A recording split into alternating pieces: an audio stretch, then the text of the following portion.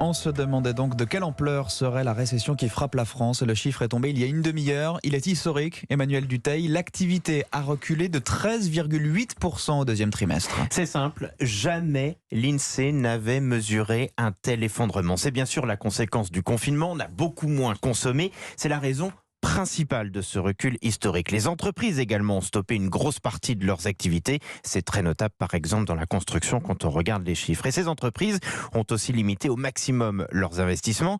Et c'est assez logique, comme nos usines par exemple étaient fermées, on a beaucoup moins exporté. C'est ce cocktail qui explique le coup d'arrêt du deuxième trimestre. Si on regarde sur les 6 premiers mois de l'année, le coup d'arrêt est tout simplement énorme. Notre richesse nationale, c'est ça le PIB, a reculé de 20% par rapport à l'an dernier. La grande question maintenant, c'est de savoir s'il est possible de rebondir aussi fortement dans les mois à venir. L'INSEE parle en ce moment d'une reprise graduelle. De cette reprise dépendra l'ampleur des plans sociaux. Le gouvernement table pour le moment sur au moins 800 000 postes en moins. Merci à vous, Emmanuel Dutheil, chef du service économie d'Europe 1. Bonjour.